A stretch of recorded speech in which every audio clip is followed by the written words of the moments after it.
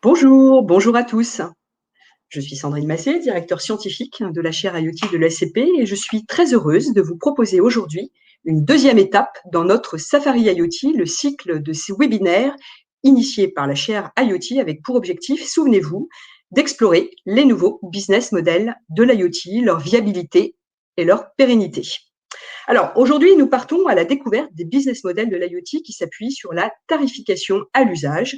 Et pour ça, nous aurons le plaisir d'écouter le témoignage de François Desgardins, secrétaire général Nexity Solutions Entreprises, qui est donc avec nous aujourd'hui. Merci infiniment, François.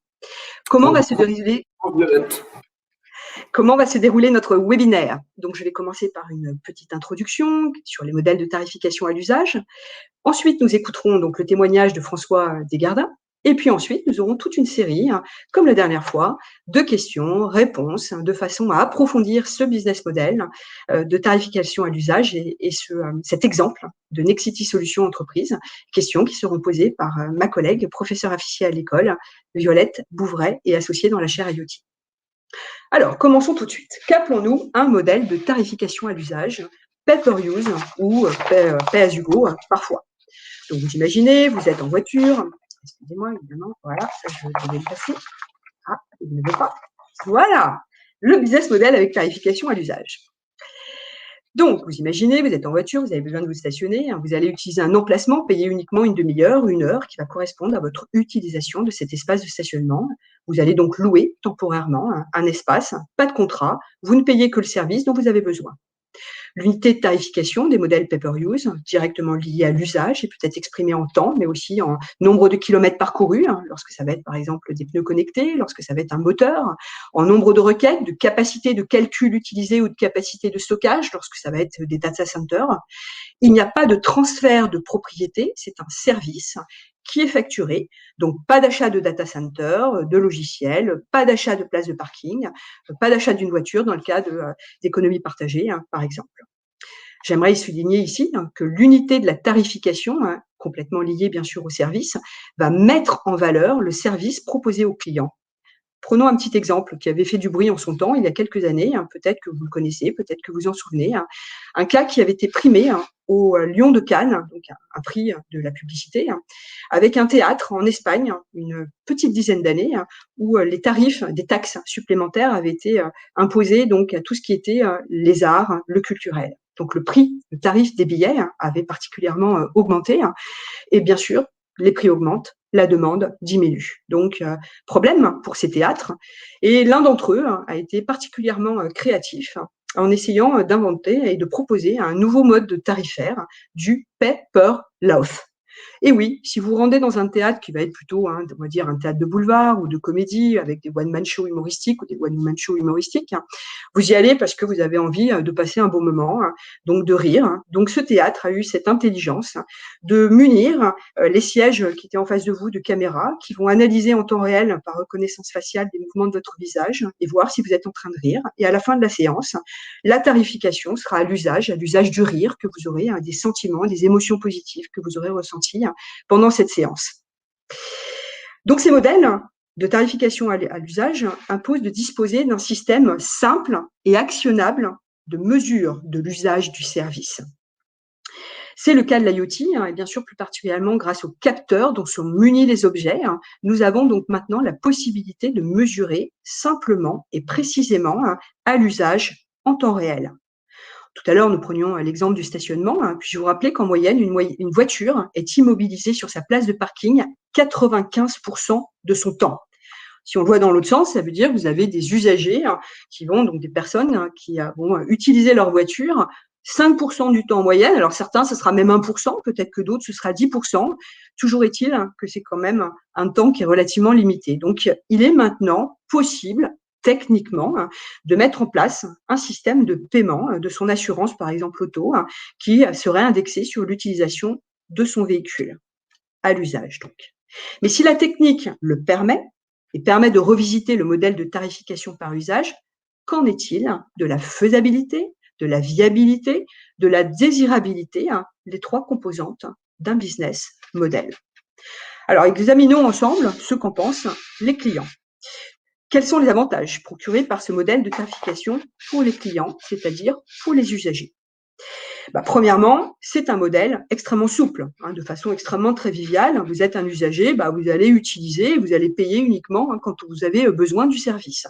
C'est donc certainement un avantage clé, hein, plus particulièrement pour certains types de clients, lorsque leur consommation n'est pas stable, n'est pas constante, ou au contraire, donc va connaître une variabilité, hein, que le client donc a du mal à juger, à estimer sa propre consommation, ses propres besoins.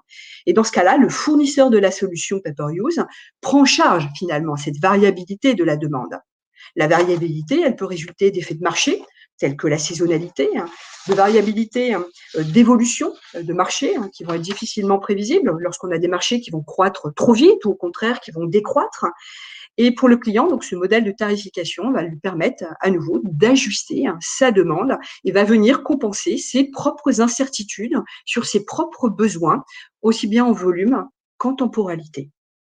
Deuxièmement, pas besoin de grosses dépenses, pas besoin d'investir dans un achat qui parfois peut être extrêmement onéreux, hein. Donc pas besoin d'immobiliser des fonds pour ce client. Donc un deuxième avantage. Pas besoin d'acheter une place de parking, on achète 30 minutes uniquement. Pas besoin d'investir dans des data centers, pour stocker ses données, on va louer un espace dans le cloud en fonction de son besoin réel. C'est le fournisseur, une fois de plus, qui va prendre en charge l'investissement initial, mais aussi la maintenance. Deuxième avantage pour l'usager. Inconvénient. Alors, inconvénient de ce modèle pour les clients, parfois, finalement, peut-être que ça va revenir plus cher. Le client va payer à l'unité peut-être plus cher que ce qu'il aurait payé autrement avec un autre mode tarifaire. Oui, il va payer une prime, et une prime qui va quand même couvrir la sporadicité, l'irrégularité, hein, dans la consommation du produit et de sa demande. Alors maintenant pour le fournisseur de solutions, hein, qui va adopter ce mode tarifaire. L'offre tarifaire est facile à communiquer, à expliquer. C'est un premier avantage. Vous, clients, payez en fonction de votre usage. Donc, c'est facile à expliquer, à communiquer, hein. D'ailleurs, je vous invite, si vous voulez voir un très bel exemple de ça, c'est de visiter le site d'Amazon Web Services qui propose un calculateur qui va décomposer de façon très transparente, hein, selon vos propres besoins, le tarif, hein, à l'usage et ce que ça va représenter pour vous en tant que frais. Donc, c'est une sorte d'équation, de formule très simple, donc simple à communiquer, simple à recevoir pour notre usager. Grâce à cela, cette tarification pardon, est perçue comme transparente et même juste pour le client. Juste dans le sens, on va dire anglais, hein, fair, juste, car le client a le sentiment de payer ce qu'il doit et peut-être pas plus. Prenons l'exemple d'une salle de gym. Les uns et les autres, peut-être en salle de mime, nous avons peut-être un abonnement. Alors, à moins d'être un fervent utilisateur des machines de musculation, on a parfois quand même l'impression d'être un peu perdant, hein, en payant notre abonnement. Il y a des vacances, puis parfois on traverse des périodes un petit peu de relâchement. Donc, par opposition à l'abonnement, hein, le pay-per-use semble donc plus juste, plus fair. D'ailleurs, si on reprend à nouveau, hein, cet exemple des salles de gym, certaines ont été très innovantes. Alors, je me souviens plus le nom de cette enseigne, mais qui avait inventé un nouveau mode de tarifaire qui serait quasiment un anti-modèle, hein, du pay-per-use, qu'on pourrait appeler un pay-per-no-use, puisque eux avaient inventé que vous payiez, hein, une pénalité si vous ne veniez pas, si vous n'utilisiez pas donc leur propre service. Alors, les difficultés pour le fournisseur proviennent du financement, de la rentabilité de la solution. C'est-à-dire que le prix doit être suffisant pour couvrir l'ensemble de la structure des coûts fixes et des coûts variables. Souvenez-vous aussi que ce modèle tarifaire est souvent associé à une forte volatilité, hein, dans les besoins des clients, ce qui se traduit par une difficulté à prévoir la demande pour le fournisseur. Et ça peut avoir des conséquences importantes sur la trésorerie. Ça exige précision dans des calculs de rentabilité. Ça exige aussi certainement à réfléchir à la façon d'équilibrer la volatilité au sein du portefeuille de clients, optimiser le taux d'utilisation du produit, du service, donc éviter des périodes de sous-utilisation, au contraire, lisser des périodes qui seraient des périodes plutôt de saturation, qui reviendraient à ne pas pouvoir fournir le service si une demande était supérieure à ce qu'on pourrait fournir. Aussi, la solution est facile à adopter ou à laisser. Il n'y a pas de barrière à l'entrée ou à la sortie pour le client. Donc, le risque est le risque d'une clientèle volatile, non fidèle, d'autant plus s'il existe une concurrence forte sur le secteur d'activité. Il est donc facile de conquérir des nouveaux clients qui testeront la solution, on va dire, pour voir, hein. Pour eux, le risque est faible. Ils payent à l'usage. Quel est le risque? Pas très important. L'enjeu dans ce cas-là pour le fournisseur, sur la viabilité du modèle, va résider dans sa capacité à conserver ses clients, à les fidéliser. Pour cela, le service associé devra être exemplaire, certainement un service premium. Un des défis est aussi de créer rapidement donc un portefeuille de clients en nombre, de suivre ces clients dans leurs usages, leur récence, leur fréquence, leur montant d'achat, donc d'avoir une culture de la relation client, de CRM, importante, de façon à segmenter petits, moyens, gros clients et de consolider son portefeuille de clients avec des gros clients fidèles. Enfin, maîtriser les techniques de pricing dynamique, de yield management semble essentiel pour ajuster prix et demande. Pratiquer des prix plus bas quand la demande est faible, pratiquer des prix plus élevés lorsqu'il a anticipé une forte demande, voire peut-être anticiper et prévoir du surbooking dans certains secteurs. Tout cela demande à posséder des compétences dans la modélisation de la relation entre prix et demande. Après cette introduction sur ces modèles de tarification, qui avaient pour objectif de les présenter et d'indiquer déjà quels sont leurs avantages, leurs inconvénients et leurs conséquences sur le business model, eh bien, j'ai le plaisir donc de laisser la parole à François Desgardins, secrétaire général de Nexity Solutions Entreprises. Merci infiniment d'être avec nous aujourd'hui pour montrer, présenter, illustrer un modèle de tarification à l'usage et témoigner autour des nouvelles plateformes de travail. François, la parole est à vous. Alors, bonjour à tous et puis merci Sandrine pour cette invitation. Heureux d'être avec vous aujourd'hui et avec Violette. Déjà pour commencer, juste vous dire en quelques mots que bien évidemment je partage tout ce que vous venez de présenter. C'est très très juste et c'est un univers qui a démarré beaucoup avec l'univers des télécoms. Si on refait un peu d'histoire, c'est-à-dire que souvenez-vous, les vieux que nous sommes, on a connu le paiement du SMS à l'unité, du MMS à l'unité. Et en fait, ces opérateurs télécoms, ils avaient des moteurs de facturation. Effectivement, c'était un peu le cœur du réacteur avec cette capacité à calculer en temps réel l'usage.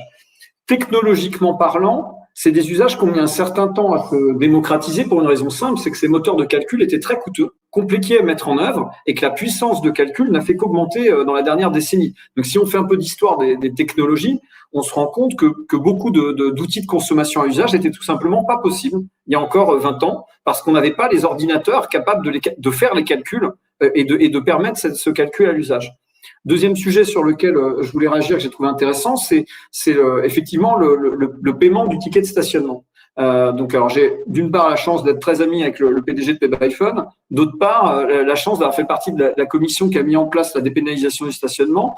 Et en fait, un des autres sujets majeurs de cette économie, c'est il faut se mettre d'accord sur les formats de données.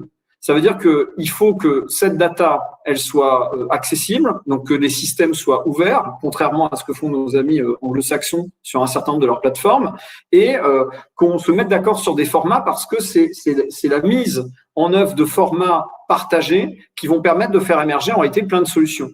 Donc, dans l'exemple du stationnement, qui était un marché plutôt verrouillé par le secteur public, on va dire, puisqu'il y avait les fameuses pervenches, souvenez-vous, un des sujets de fond, c'était de dire comment on va mettre un moteur qui permet à des acteurs privés de se connecter dessus et de faire le calcul du fameux ticket de paiement.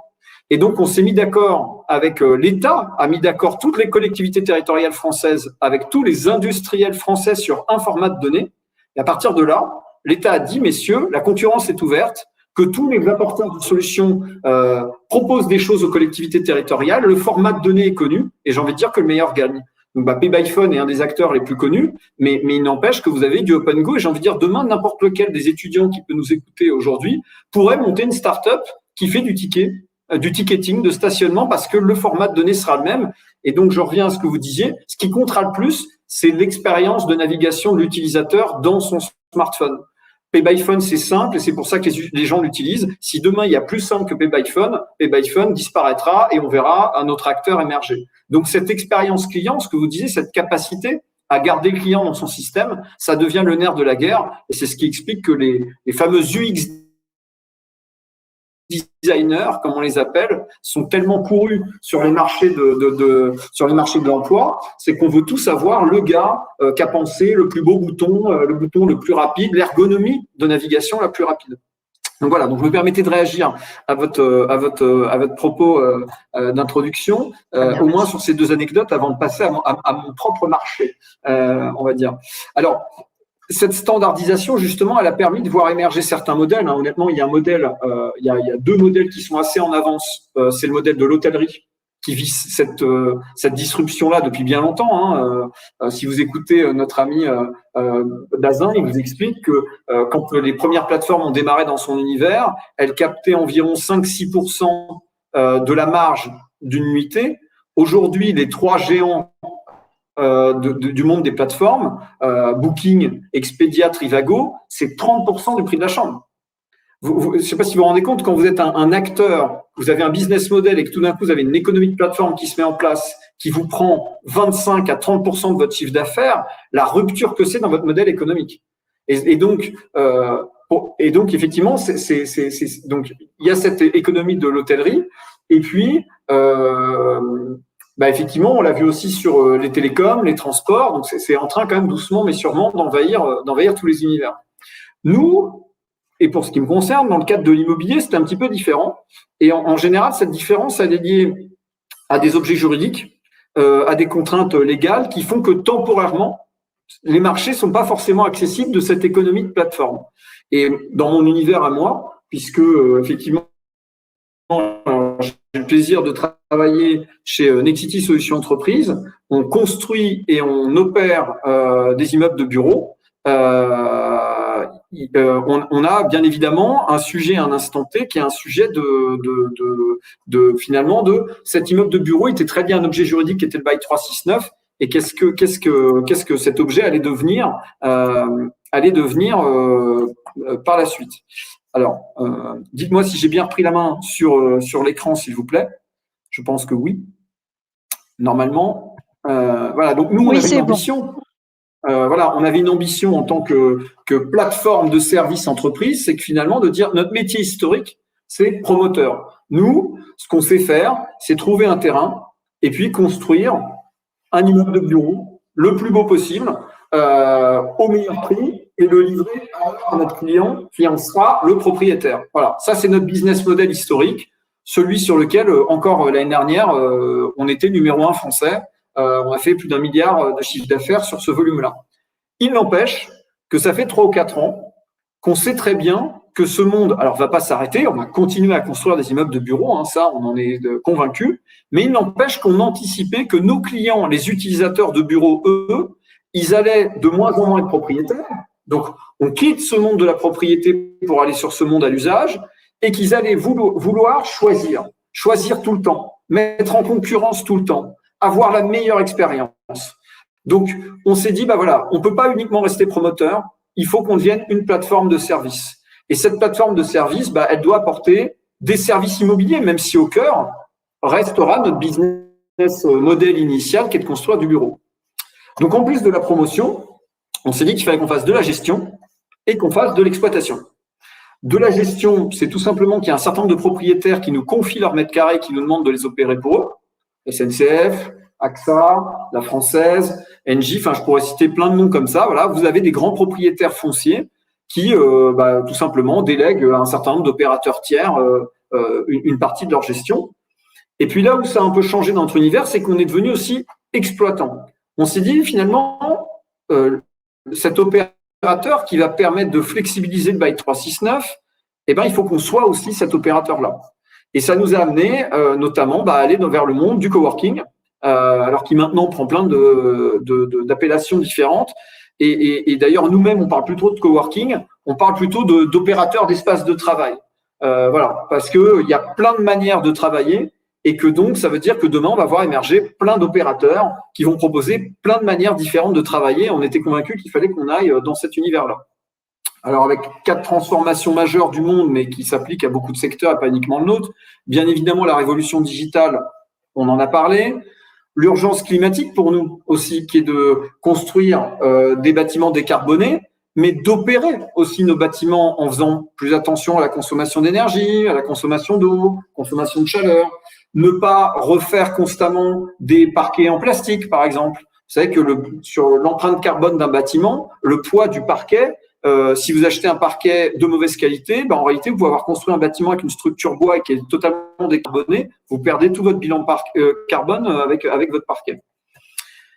La métropolisation et la transformation urbaine, ça c'est une logique aussi de suivi des flux migratoires. Où est-ce que les gens vont habiter? Et c'est bien évidemment un élément qui est percuté par la crise Covid. Et puis la transformation des attentes de nos collaborateurs. Alors on a développé plein d'activités que je vais bien évidemment pas tous vous présenter parce qu'on n'a pas le temps, c'est pas l'objectif. Ce que je voulais vous raconter moi, en réalité en creux, c'est qu'est-ce qu'en pour de vrai, stratégiquement parlant, on vise à terme. Donc la vraie histoire de la plateforme Nexity Entreprise, pas uniquement celle qui est dans notre plaquette commerciale. En fait, pour nous, les premières tendances de fond, c'était que vous, moi, le travailleur, allait devenir nomade. Et alors, on l'a pas inventé comme ça de notre chapeau. On a juste regardé l'histoire de l'être humain.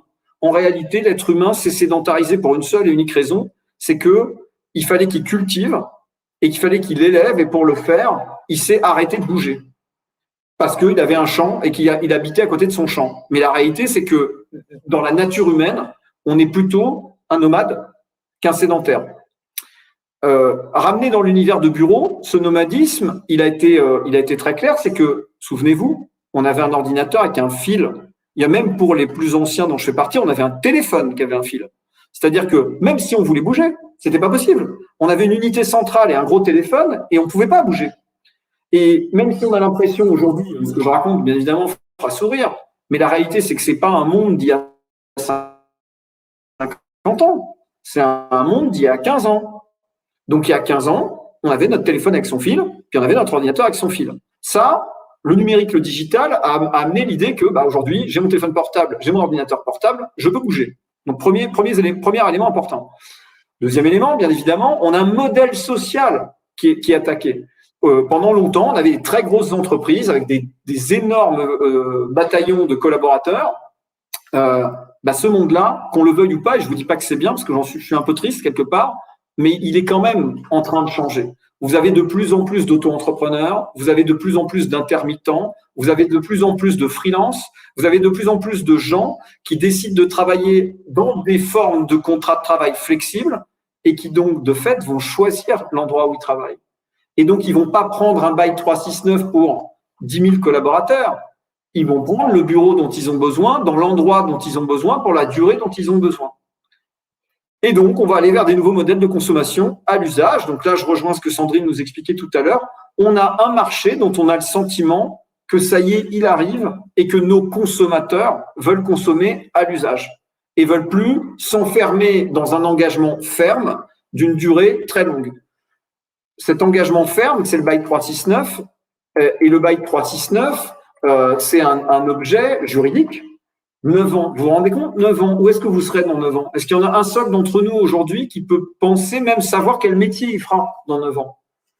Nous, dans l'immobilier, vous êtes tenus par cet objet-là. Donc, il nous semblait, en tout cas il y a 3-4 ans, dans notre stratégie d'entreprise, groupe Nexity, Alain Dinin, notre président, et Véronique Bédag, notre directrice générale, se sont dit, ce truc-là, il y a un truc qui ne va pas. Il y a un anachronisme entre le corpus législatif, légal, juridique et la réalité de ce que vivent les entreprises. Alors, on doit flexibiliser ce bail 369.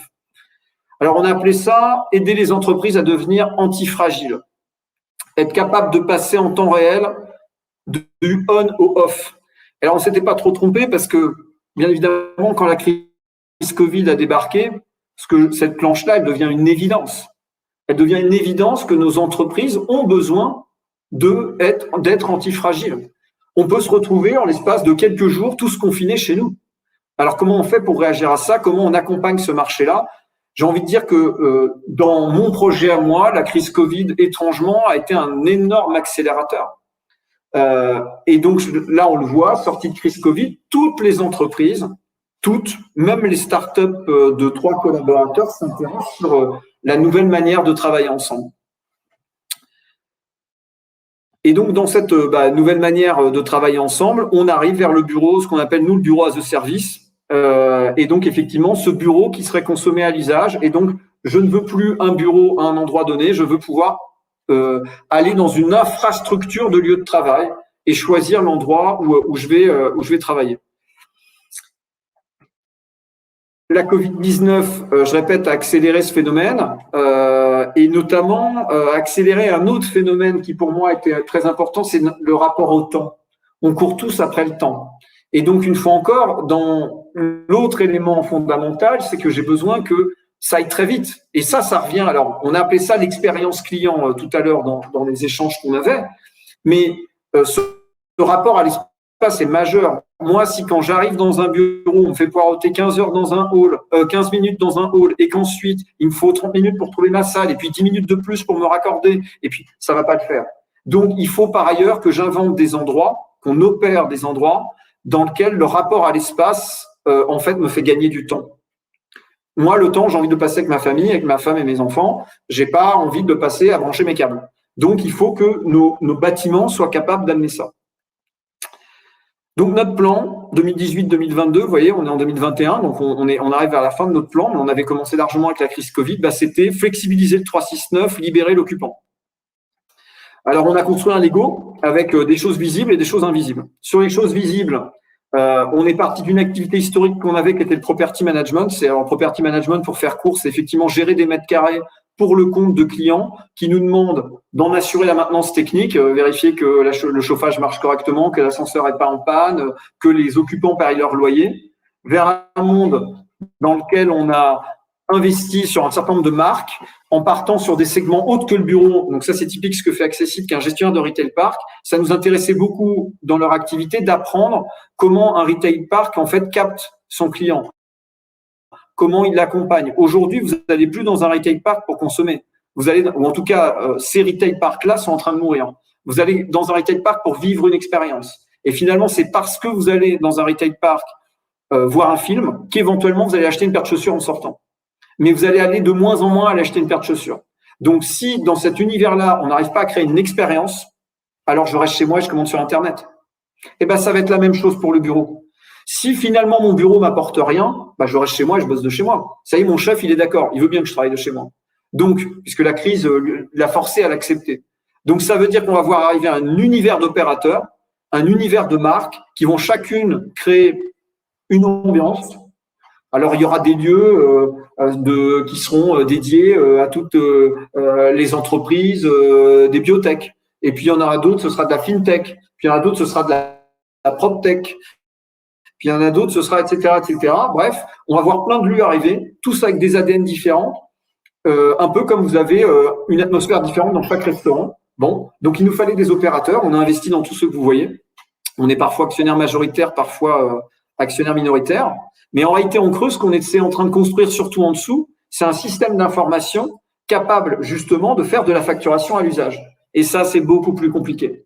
C'est beaucoup plus compliqué parce qu'il faut penser une infrastructure qui gère de la data, des moteurs de calcul capables tout simplement d'aller chercher l'offre, chercher la demande et les mettre en adéquation l'une avec l'autre, et être capable de tarifer en quasi temps réel, finalement, cette adéquation entre l'offre et la demande. Alors, une fois encore, on n'a rien inventé. Ça s'appelle la bourse. La bourse, c'est des acheteurs d'actions, des vendeurs d'actions avec des prix qui bougent tout le temps.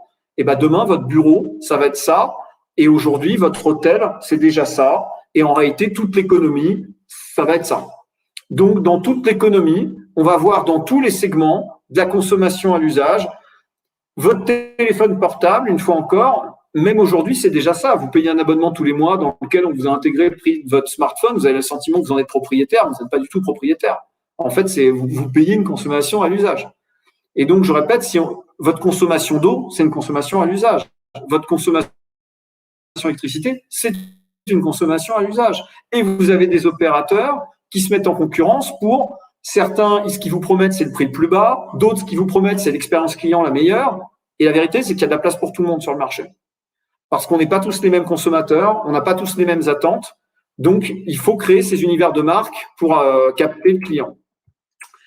Donc, pour nous, le bureau de demain, qu'est-ce que c'est ? C'est un bureau qui est capable de distribuer sur la partie gauche du home working, parce que je répète, on va travailler de chez nous. Donc, il y aura des besoins pour rester travailler chez nous. Ça tombe bien. Nous, on est aussi les premiers promoteurs français de logement. Donc, on commence à penser nos logements en proposant des options de bureaux dans les logements. Voilà. Donc, on y sera. Et si des gens ont envie d'acheter la pièce en plus pour mettre le bureau, on leur proposera une gamme de services. Ensuite, il y a des gens on va voir émerger les tiers-lieux, des lieux intermédiaires.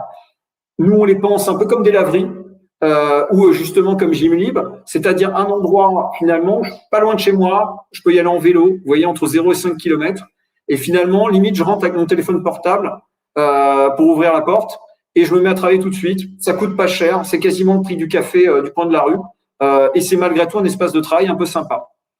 Après, quand on va se rapprocher de densité urbaine, on va retrouver des opérateurs compagnon sur rue.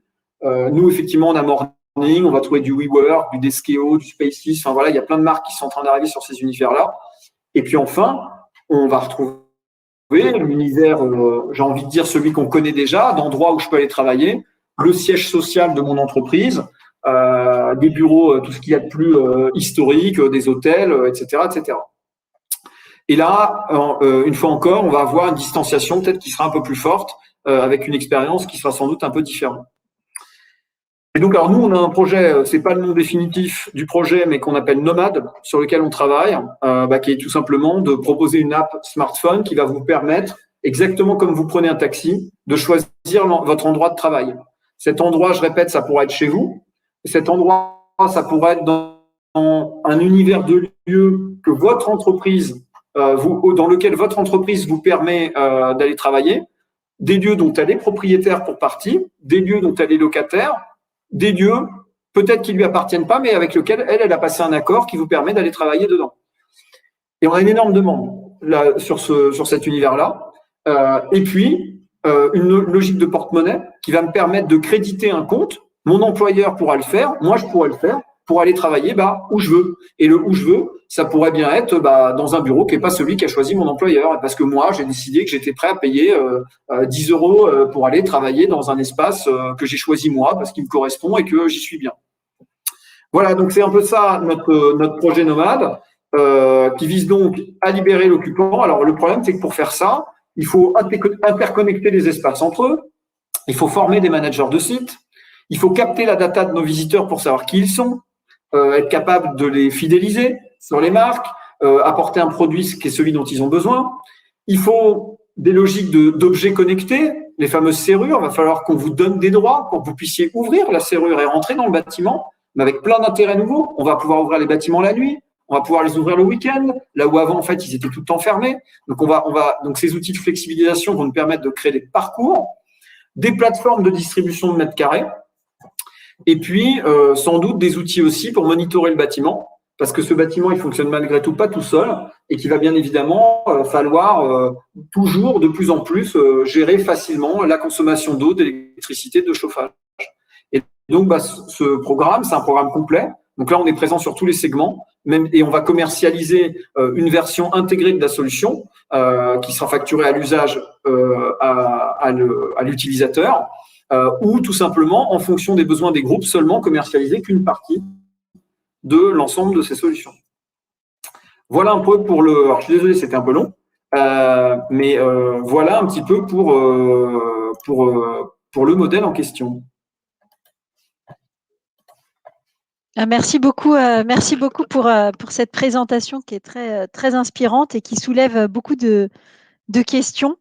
Et du coup, j'ai la charge en tout cas, d'animer cette session de questions-réponses.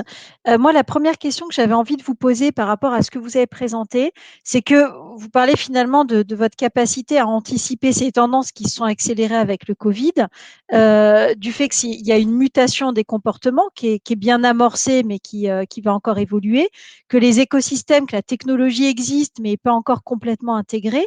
Et la question que j'avais envie de vous poser, c'est quel est l'impact de cette temporalité sur votre business model? Quelles sont les exigences? Quel est l'horizon de temps en termes de rentabilité que vous envisagez? Et quels sont, je dirais, les indicateurs de performance d'un programme comme ça à court, moyen, long terme, sachant qu'évidemment, ça sera compliqué très rapidement d'avoir déjà des revenus, puisque les choses se mettent encore en place. Donc voilà, si vous pouviez nous éclairer là-dessus, ça serait très intéressant. Alors, c'était un grand sujet de fond dans le groupe, c'est-à-dire que finalement, peut-être que je vous le présente aujourd'hui, le projet, il fait un peu cathédrale. Honnêtement, on se dit, voilà, les gars, ils sont partis, 4 ans de travail, des investissements dans tous les sens, quand est-ce qu'on s'y retrouve? Et ça, tout de suite, ça, c'est pas l'ADN de Nexity, donc c'était juste pas possible de présenter un projet comme. J'en ai monté des projets comme ça, pour le coup, pour l'État français ou ainsi de suite, mais dans l'univers de Nexity, c'était juste pas possible. Donc, on a procédé de manière différente. En fait, on a défini une stratégie globale, et avec ma hiérarchie, on a découpé cette stratégie en micro-projets, et on a lancé des projets qui avaient une cohérence tout seul. Donc, je m'explique. Quand on achète et qu'on devient actionnaire majoritaire de Morning, qui est donc le deuxième coworker français, Morning est une boîte qui tourne, elle a déjà des revenus, elle est rentable, et donc voilà, j'additionne dans le groupe Nexity un opérateur qui est déjà un opérateur excellent, qui gagne déjà de l'argent, et j'ai déjà fait un morceau de mon projet. Voilà, point 1. Ensuite, on a des morceaux plus digitaux qu'on a fait avec des marchés qui s'avéraient tout seuls. La fameuse serrure qui permet de flexibiliser les bâtiments. On a mis 1 an pour construire le projet et aujourd'hui, elle est déjà commercialisée. Pas forcément dans le cadre de notre projet. On la commercialise pour plein d'autres usages. Demain, cette serrure, elle va permettre, par exemple, à des hôpitaux qui sont pas sécurisés, de sécuriser des parcours. C'est un hôpital, c'est un problème, c'est que ça doit rester ouvert 24 heures sur 24. Et le problème, c'est qu'il y a énormément de vols dans les hôpitaux parce qu'il y a beaucoup de gens qui se promènent et qui vont faucher des choses à droite et à gauche. Avec la solution qu'on a montée, aujourd'hui, on est capable de proposer à un hôpital de flexibiliser toute une partie de l'hôpital et au contraire de sécuriser toute l'autre partie de l'hôpital. Donc, typique, ce projet-là, nous, on l'a pensé pour flexibiliser les immeubles de bureaux, mais on est déjà là en train de le commercialiser sur tout un tas d'autres segments. Et donc, finalement, dans notre programme, on a loti le programme en 7 ou 8 projets différents qui avaient tous une équation économique qui était censée être rentable en 1 ou 2 ans. Et le dernier morceau qui nous manque, celui qu'on est en train de construire en ce moment, qui est un morceau, c'est le morceau en fait qui permet notamment de gérer les grands comptes, parce que le problème des grands comptes, c'est qu'ils ont une informatique déjà déployée assez lourde, des gros volumes de collaborateurs, et pour être clair, Nexity, par exemple, 12 000 collaborateurs, va me dire, moi, je ne vais pas rentrer mes collaborateurs à la main, un par un, dans ton système.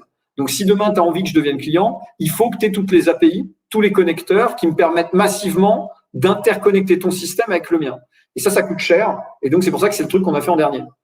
C'est qu'on voulait être sûr que tous les autres segments étaient en état de fonctionnement, avaient déjà des marchés. Et voilà. Et donc, finalement, c'est un programme dont chaque projet est autonome, a sa propre capacité de fonctionnement et de rentabilité. Et ce qu'on espère, nous, c'est quand on va rassembler tout le Lego, là, on va faire émerger un marché majeur.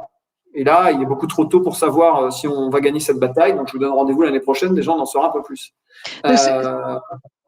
Ce que je comprends, du coup, c'est que c'est effectivement, on ne peut pas dire qu'il y a un business model global de tout ce que vous avez présenté qui serait finalement un peu pharaonique et qui empêcherait l'agilité que vous mentionnez, mais plutôt que ça a été pris, je dirais pas vertical, mais problème par problème, et que chaque problème a son business model qui est sur des horizons de temps de 1-2 ans, mais en tout cas qui est déjà en run, en fait, où il n'y a pas forcément à questionner les sous-jacents.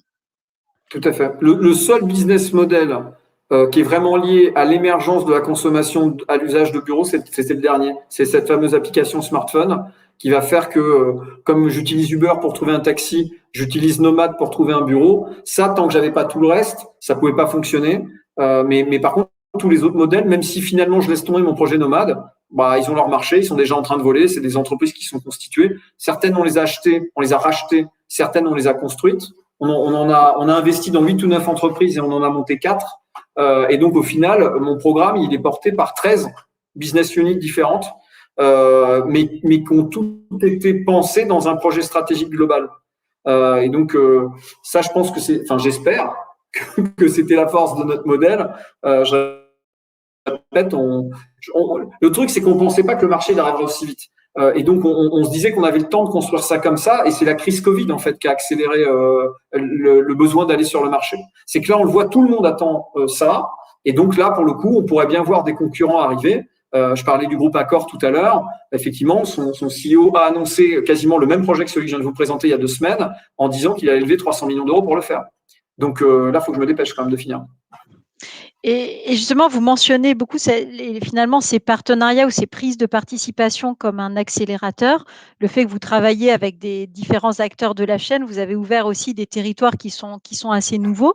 quel est finalement l'impact de cette approche partenariat, ou alors c'est pas Open Innovation, mais en tout cas l'idée de travailler avec des tiers ou avec des gens qui vont prendre un bout de la chaîne de valeur sur le business model? Est-ce que c'est des choses qui sont dans votre ADN depuis le départ, ou est-ce que quelque part avec ces approches IoT et nouveaux espaces, vous avez dû adapter vos modèles, vos business models je dirais, à cette nouvelle contrainte? Alors, je vais faire une réponse en 2 temps. Chez Nexity, oui, objectivement, oui. Un promoteur, c'est quelqu'un qui se réinvente sur chaque projet. Parce que chaque foncier est unique, parce qu'il est rattaché à son territoire, que l'ADN de la ville de Meudon, c'est pas le même ADN que la ville de Passy-sur-Eure, qui est pas le même ADN que la ville de Paris. Donc, quelque part, dans un groupe comme Nexity, il y a cette habitude de travailler en mode projet avec des architectes, avec des urbanistes, avec des paysagistes, avec des entreprises de travaux généraux, etc. Enfin, voilà, je pourrais continuer la liste comme ça, mais on avait cette habitude de faire travailler plein de gens de partout. Donc ça, j'ai cette chance-là, et honnêtement, je ne le constate pas dans tous les groupes du CAC 40. C'est-à-dire que plus les groupes sont gros, plus ils ont le sentiment qu'ils doivent tout faire tout seuls et que c'est eux qui prendront, entre guillemets, passez-moi l'expression, mais toute la part du gâteau. Chez Nexity, ça fait bien longtemps qu'on a appris que, en fait, il vaut mieux partager et qu'on gagne plus comme ça. Voilà. Donc ça, moi, j'ai pas eu de problème dans la culture Nexity à travailler comme ça. Je le vois parce que j'ai essayé de faire des partenariats avec un certain nombre d'autres structures. C'est franchement pas vrai dans toutes les boîtes. Après, je citerai personne, hein, voilà, mais bon, non, c'était pas franchement naturel. Là où ça a été très innovant, je pense, même pour Nexity, c'est qu'on a monté certaines boîtes quasiment avec nos petits bras musclés et on est allé chercher des entrepreneurs pour nous aider à le faire. On leur a donné des parts dans les boîtes qu'on avait pourtant montées quasiment tout seul. Alors là, pour le coup, là, je reconnais que côté direction des finances, j'ai eu parfois un succès d'estime en me disant non mais attends, c'est nous qui finançons tout un truc, on prend le risque et tu me dis qu'il va falloir qu'on file des parts au mec qui va, je dis bah ouais mais parce que c'est lui qui va pas dormir le week-end pour que la boîte elle tourne. Donc et ça arrive beaucoup aussi avec la nouvelle génération, c'est-à-dire j'ai plein d'étudiants de l'ESCP qui sont dans les dirigeants des entreprises en question, ils arrivent avec cet ADN là, ils veulent être un peu propriétaires de la boîte dans laquelle ils participent. Donc j'ai des dirigeants aujourd'hui pour qui c'est viscéral. S'ils n'ont pas des actions de la boîte dans laquelle ils vont intervenir, ils ne veulent pas y aller. J'ai envie de dire même, j'ai une race de dirigeants, enfin, une génération, pardon, excusez-moi, une génération de dirigeants qui est même presque prêt à gagner moins cher en échange de quoi elle est sûre qu'elle a un petit variable d'engagement résultat. Et en même temps, c'est très simple. C'est très simple parce que, bien évidemment, mon patron, Alain Dinin, il préfère des gens qui disent « mais moi, je suis prêt à gagner moins et à gagner au résultat », que vouloir avoir absolument un engagement de résultat de salaire qui tomberait tous les mois, mais dans lequel parfois je me défonce peut-être pas autant parce que je me sens pas en risque. Et quelque part dans l'entrepreneuriat, il faut avoir un sentiment d'urgence parce qu'il y a toujours un concurrent qui est caché quelque part. En réalité, une bonne idée, vous pouvez pas être le seul à l'avoir. Ça, c'est un truc dont pour le coup je suis convaincu. Je crois que j'ai jamais eu une idée géniale. J'ai eu une idée que plein d'autres gens ont eu en même temps que moi, parce qu'il y a plein d'autres gens qui sont capables de sentir qu'à un moment, le marché est en train de pivoter. Et donc, en réalité, quand moi je pense un truc, il y a sans doute un gars en Asie qui a eu la même idée que moi et un autre gars en Amérique du Nord. Et, enfin, voilà. Donc faut se dépêcher quand même. Faut avoir ce sentiment d'urgence pour faire du business. Et du coup, parce que je comprends du coup que cette capacité à faire des partenariats, à quelque part accélérer la mise en marché de ce que vous évoquez. Si on revient vraiment au paiement à l'usage, au tout début de votre intervention, vous évoquiez ces fameux moteurs très compliqués à construire de calcul. Là, on est sur quelque chose qui, j'imagine, s'adaptera à la fréquentation, aux besoins dans le temps. Comment vous allez opérer, qui va gérer justement ce fameux moteur de calcul et comment vous allez quelque part gérer cette capacité de remplissage, de yield management, d'évolution des tarifs. Est-ce que vous voyez un modèle quelque part un peu à la Uber où ça évolue en fonction des gens, ou est-ce que vous voyez quelque chose de différent? Et quels investissements vous devez mettre justement là-dessus? Est-ce que vous le faites vous-même ou est-ce que vous passez par un tiers? Alors, c'est une très bonne question. Effectivement, c'est vrai que je ne l'ai pas précisé, mais j'aurais dû. Nous, on a investi dans un certain nombre de marques, mais la plateforme ne va pas du tout distribuer que nos marques. la plateforme va distribuer tout le marché. Et donc, si demain, j'ai un jeune de l'ESCP qui décide de monter un concurrent de Morning, bien évidemment, il pourra le faire. Bien évidemment, il pourra être distribué dans la plateforme. Ça, c'est le premier point.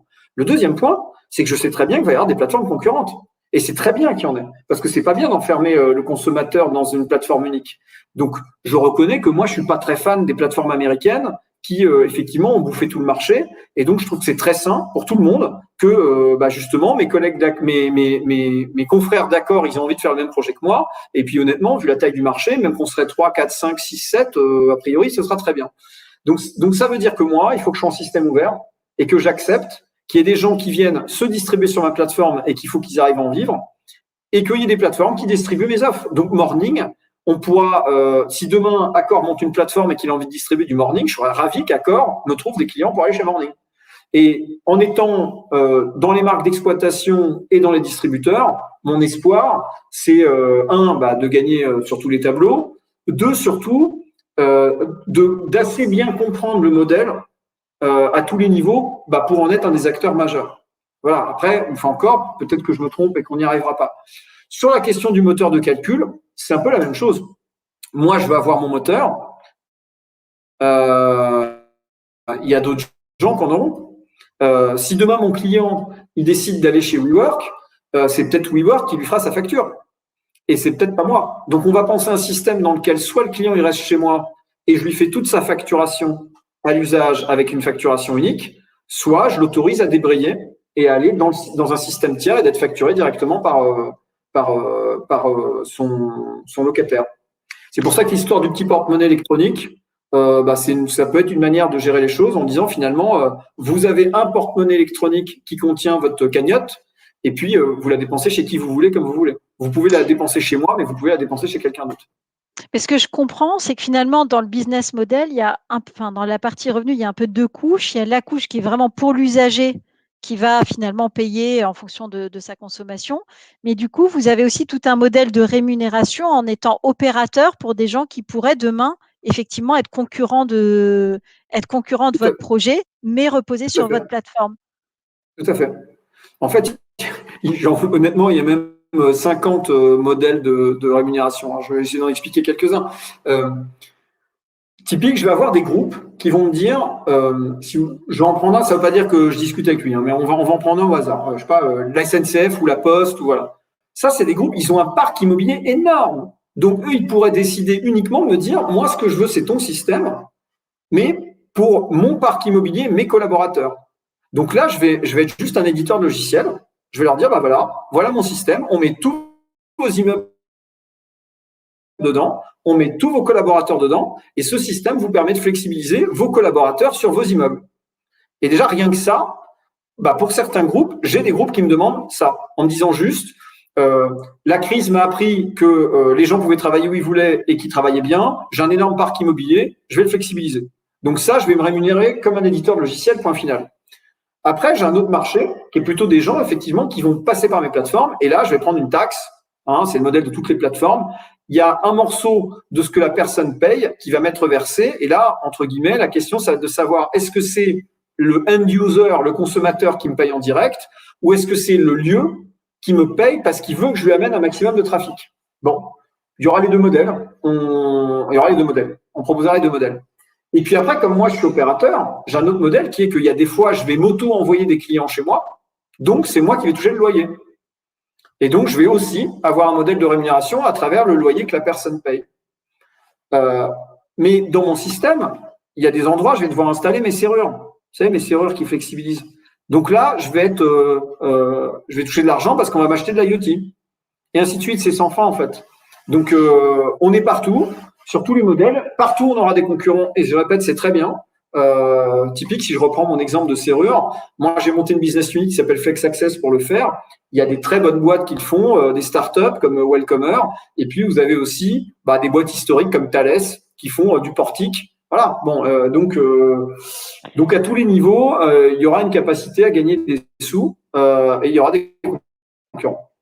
Plateforme ouverte, ça moi je pense vraiment, j'y crois beaucoup. Parce que quand même, je pense que c'est là où l'Europe peut se singulariser des modèles américains, qui eux ont quand même un peu tendance à tout enfermer chez eux et circuler, il n'y a rien à voir, je vous donne pas de transparence sur mes algos, on ne sait pas comment fonctionne la plateforme, c'est moi qui choisis un peu tout le monde dessus. Moi, ça, j'y crois pas trop. Je crois que c'est pas notre culture.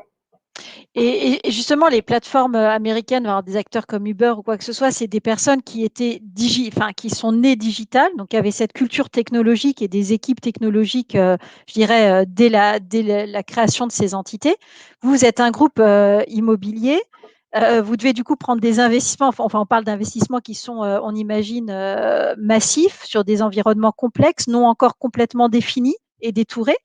Comment vous avez géré quelque part cette transformation, c'est-à-dire le fait de, voilà, de prendre des participations dans des univers qui vont quelque part peut-être nécessiter de la technologie, construire une plateforme, choisir les gens avec qui travailler. Comment vous avez acquis quelque part cette culture et pu accélérer aussi rapidement sur cette montée vers des nouveaux métiers? Et peut-être, est-ce qu'ils sont nouveaux d'ailleurs pour vous, hein? Ouais, alors très honnêtement, il n'y a pas de, il y a pas de, il y a pas de formule. Ça, c'est vraiment très lié. Pour moi, c'est unique. C'est chaque histoire d'entreprise crée sa capacité à faire ça ou à pas le faire. Et mécaniquement, je discute avec beaucoup de patrons de l'innovation, de plein de grands groupes et de plein de petits groupes. Franchement, il y a autant d'histoires il y a d'histoires d'entreprises. C'est quand même pas mal lié aux hommes et aux femmes, honnêtement, si on se dit les choses. Moi, j'ai la chance chez Nexity d'avoir un patron qui s'appelle Alain Dinin, qui a toujours été. Enfin, Alain, il a 70 ans, mais il vient au bureau en trottinette, quoi. Et donc, c'est quelqu'un qui a toujours essayé de rester en phase avec le monde dans lequel il vivait. Je pense qu'il a une grande réussite, mais qui malgré tout essaye de savoir ce qu'il ne sait pas. Et ça, c'est très important chez un dirigeant. J'ai la même chance avec Véronique Bédac, qui est exactement pareil, qui a eu les plus grandes fonctions qu'on puisse avoir dans l'administration française, mais qui continue à vous dire qu'elle comprend rien à ce truc-là et qu'il faut que vous lui expliquiez. Et donc ça, moi j'ai la chance d'avoir un COMEX, une direction générale, qui dit à un moment, je sens que le monde change, j'ai des intuitions et je sais qu'il faut que j'y investisse justement quelque chose. Et je sais que dans tout ce que je viens de vous raconter, il y a au moins un truc sur deux qui marchera pas. Donc, le droit à l'erreur, on en parle souvent, mais oui, on va planter. Il y a des trucs que je vous ai présentés comme des merveilles, et la vérité, c'est que sans doute une partie d'entre eux ne fonctionneront pas, ne trouveront pas leur marché, sont des échecs, et c'est pas très grave. Et puis ensuite, je pense que ce qu'ils ont su faire, c'était mélanger des gens d'univers différents.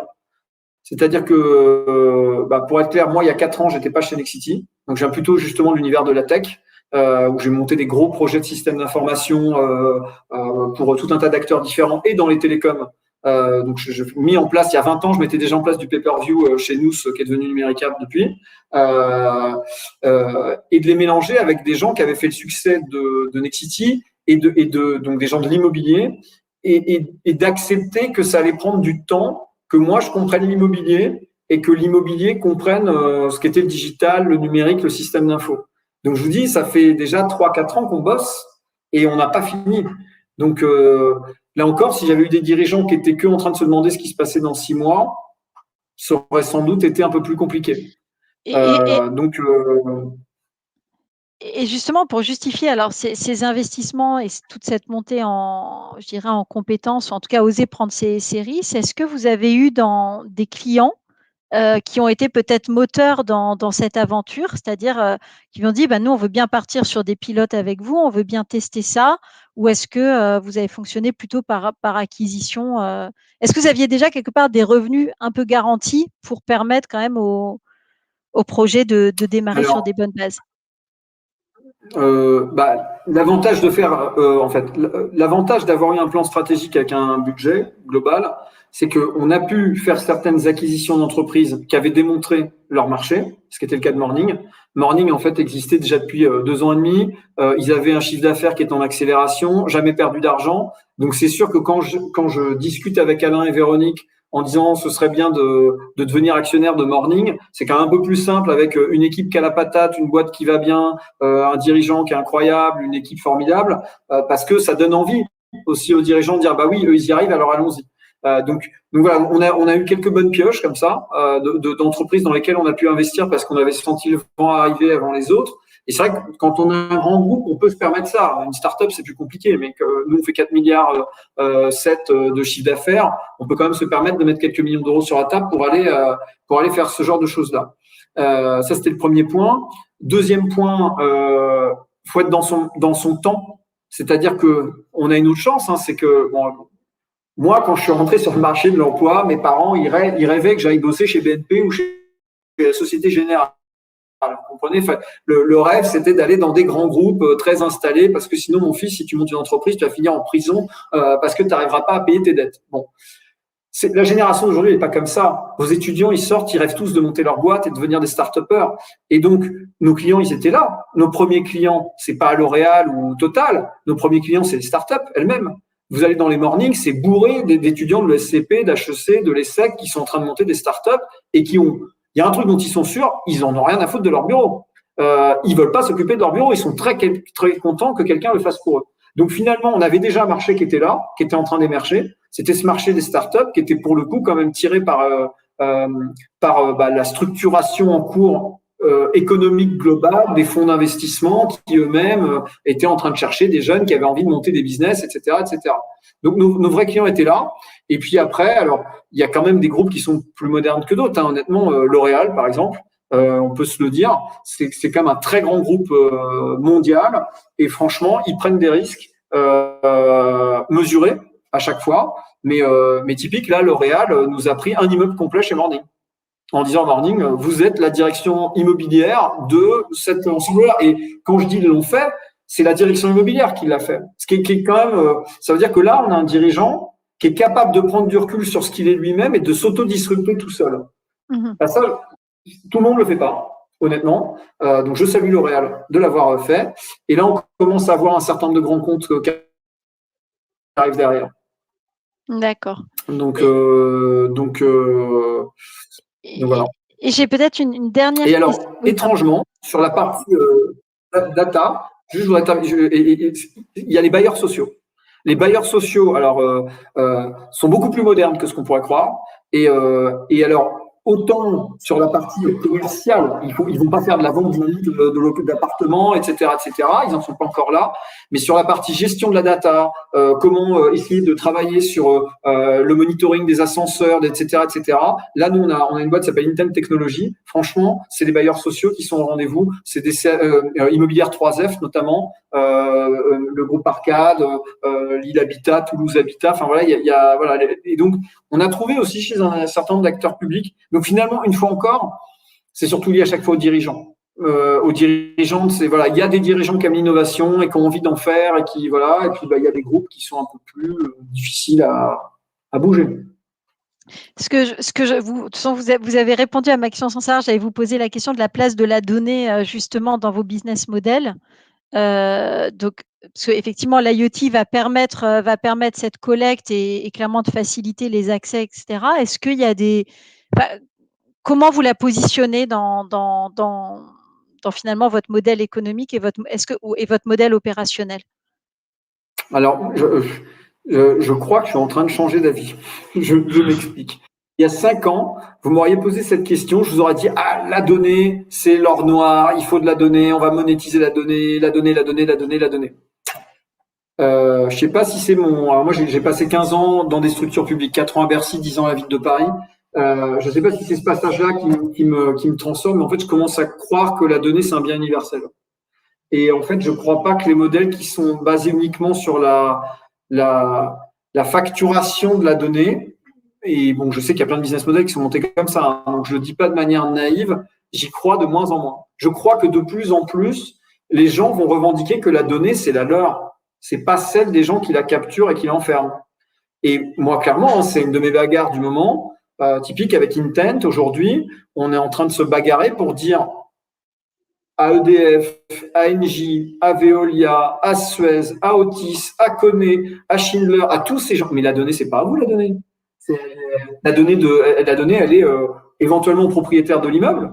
Elle est à l'occupant, mais donc, vous allez nous la mettre à disposition gratos. Alors, ils font un peu la tête, hein, parce qu'ils avaient tous monté des modèles dans lesquels, justement, ils avaient enfermé la donnée, puis pour y avoir accès, il y avait des péages. Et nous, on est en train de leur dire, non, ça, c'est pas possible.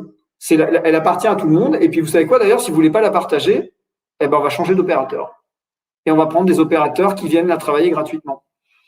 Bien évidemment, la blockchain va aider sur cette thématique-là. C'est loin d'être plâtré, mais on prend par exemple Uber. Ils ont un concurrent aux États-Unis, ça y est, je crois que ça s'appelle Arcade Fire, un truc comme ça, qui est un modèle de taxi, mais dans lequel c'est pas la plateforme qui prend tout le revenu. Bon. Donc, moi, je répète, mon métier de base, c'est de construire des immeubles. Si je fais tout ça, c'est pas parce que je crois que mon Airbnb va devenir le modèle de financement de tout Nexity. C'est que je suis juste en train de flexibiliser mon univers parce que je pense que c'est ce que veulent mes clients. Et je vais continuer à construire des immeubles. Et c'est d'abord dans la construction des immeubles que je vais gagner ma vie parce que c'est là où je suis le meilleur. Et puis parce qu'il faudra toujours construire des immeubles. Le reste, bien évidemment, j'entends être rémunéré pour financer mes investissements. Mais par contre, si je crois que je vais créer une espèce de truc où tous les gens seront enfermés dans un système où je serai le seul propriétaire et c'est moi qui déciderai de qui va aller travailler où, là, je pense que j'ai juste rêvé, quoi. Ça n'arrivera jamais. Je trouve que ce qui est frappant et singulier dans tout ce que vous dites, puis après je laisserai Sandrine évidemment conclure, c'est à quel point le fait de faire quasiment d'avoir pris un gros sujet séparé en pas mal de cas dans une logique d'ouverture, que ce soit une ouverture partenariale, une ouverture sur la donnée, etc., est vraiment frappant. Et c'est vrai que des projets comme celui que vous décrivez peuvent être souvent pharaoniques et du coup bloqués quelque part dans la mise en place. Et là, je trouve assez frappant de voir comment la manière dont vous l'avez entrepris a permis quand même de permettre au business model de se réaliser, avoir un horizon à 2 ans, enfin peu importe, même à moyen terme sur des projets comme ça, c'est effectivement très, très singulier. Voilà, merci beaucoup en tout cas d'avoir répondu à ces questions. Sandrine, je te laisse la parole. Merci beaucoup François. Peut-être s'il y a une chose à ajouter, ne pas hésiter dans les dernières secondes qui nous restent, puisqu'on a déjà même dépassé. Donc merci infiniment. Moi, ce que je voulais dire, c'est que donc à nouveau dans notre série de webinaires, dans ce Safari IoT, où à chaque fois on va essayer de regarder des nouveaux business models. Là, on était entré par cette porte aujourd'hui qui était de la tarification à l'usage, mais ce qui nous permet de voir en fait, et ce qui nous a permis de voir aujourd'hui, c'est la mise en perspective, une mise en perspective stratégique du modèle. Ce n'est pas que de la tarification à l'usage, des petites choses qu'on va faire individuelles, c'est tout un modèle qui est autour et un modèle stratégique. Et ce que je trouve extrêmement intéressant, bien sûr, c'est dans ce marché qui émerge, le côté stratégique et le côté l'acquisition. Donc cette acquisition d'entreprise, ce puzzle là qu'on avait dans le slide de tout à l'heure où on voit qui s'ajoutent les unes les autres de façon à le réaliser. Donc cette construction de cet ensemble par rapport à une problématique qui est la problématique en effet initiale, qui est BAI 369 et retrouver de la flexibilité. Merci infiniment. Je vous souhaite à tous et vous remercie beaucoup d'avoir assisté à ce webinaire. Je vous donne rendez-vous, nous vous donnons rendez-vous début septembre, puisque nous sommes déjà en juin, bientôt les vacances, le soleil et tout ce qu'il nous faut, la liberté, nous allons, j'espère, enfin retrouver. Et prochain rendez-vous donc avec la Maïf le 9 septembre, mais nous vous tiendrons au courant. Merci encore, merci François, merci Violette, à très bientôt. Merci beaucoup. Bonne soirée. Merci. Merci beaucoup. Au revoir.